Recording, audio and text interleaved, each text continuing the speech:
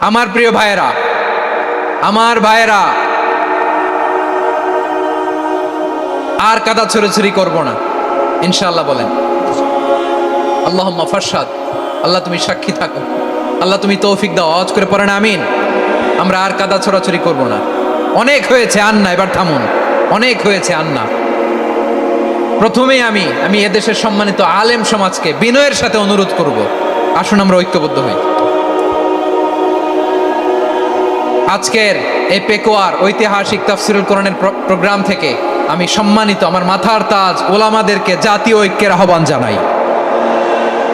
পেকুয়ার এই ঐতিহাসিক তাফসিরুল কোরআনের প্রোগ্রাম থেকে আমি আমার সম্মানিত রাজনৈতিক ব্যক্তিবর্গদেরকে জাতীয় ঐক্যের আহ্বান জানাই। অনেক হয়েছে, আন্না। আধিপত্যবাদকে রুখে দিতে হলে, বাংলাদেশের বিরুদ্ধে যে কোনো ধরনের ষড়যন্ত্রকে রুখে দিতে হলে জাতীয় ঐক্যের কোনো বিকল্প নাই। চিল্লায় বলো ঠিক কিনা? নামাজ কায়েম হোক, একমত না জামাত ইসলাম? হেফাজত একমত না? ইসলামী আন্দোলন একমত না? তাবলীগের ভাইয়েরা একমত না? পীরের মুরিদেরা একমত না? আপামর তাওহিদি মুসলিম জনতা একমত না?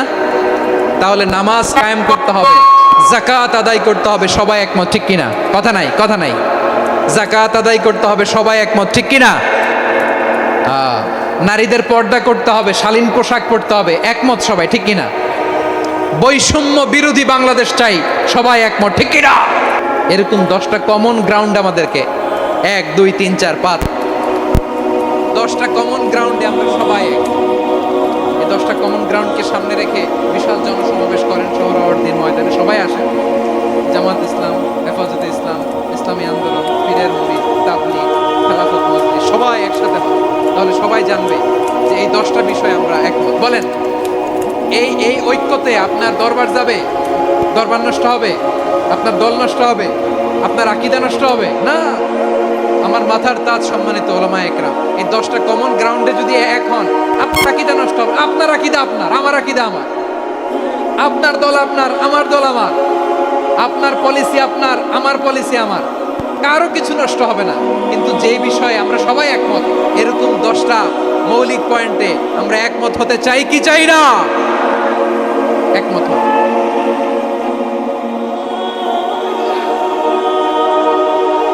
কমন গ্রাউন্ড, কমন গ্রাউন্ড, এতে কারো কোনো লস নাই, কারো কোনো ছাড়ও দেয়া লাগবে না, কারো দরবারও যাবে না, কারো দলও নষ্ট হবে না, কারো আকীদাও নষ্ট হবে না। আমার আকীদা আমার, আমার দল আমার, আমার সব ঠিক আছে। শুধু এই বিষয়ে আমি একমত, তুমি একমত, তুমি একমত, তো আমরা সবাই একসাথে বসে জানান দিই যেগুলোতে আমরা একমত। শোডাউন করি। বাংলাদেশের যে কোনো মহাসমাবেশকে সেই দিনের মহাসমাবেশ ছাড়িয়ে যাবে। চিল্লায় বলো ঠিক কিনা? এরপর জেলায় জেলায় বিভাগীয় বিভাগীয় আপনারা ওয়ার্কশপ করেন, সেমিনার করেন, আইস ব্রেকিং প্রোগ্রাম করেন। এভাবে আমাদেরকে আগাতে হবে।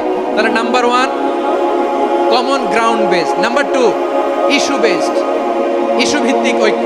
যখনই জরুরি কোনো ইস্যু আসবে আমরা ঐক্যবদ্ধ হব। রাজি আছেন সবাই? সবাই রাজি আছেন? আল্লাহ তাআলা আমাদের সবাইকে ঐক্যবদ্ধ জীবন ধারণের তৌফিক দান করুক, আমরা পড়ি আমিন। আজকের এই তাফসীর প্রোগ্রামকে আল্লাহ কবুল করুক, আমরা পড়ি আমিন। এই যে আমাদের যে ভাইরা এই 24-এর ছাত্র নাগরিক অভ্যুত্থানে শহীদ হলো, আল্লাহ তাদের শাহাদাতকে কবুল করুক, আমরা পড়ি আমিন। এই আপনাদের ঐক্যবদ্ধ হওয়ার নমুনা। বসেন। এটা কি আদব হয়েছে? আদব আমি উঠছি, আমি না উঠলে আপনারা উঠতে পারবেন? তো এই লিপ সার্ভিসের তো কোনো দরকার নেই। বসেন, বসেন। ওয়াসিম পেকুয়া, আহসান হাবিব চকরিয়া, তারা এই 24-এর ছাত্র নাগরিক অভ্যুত্থানে শহীদ হয়েছে। আমরা তাদের শাহাদাতের সর্বোচ্চ মাকাম আল্লাহর কাছে কামনা করি। আওয়াজ করে বলেন আমিন।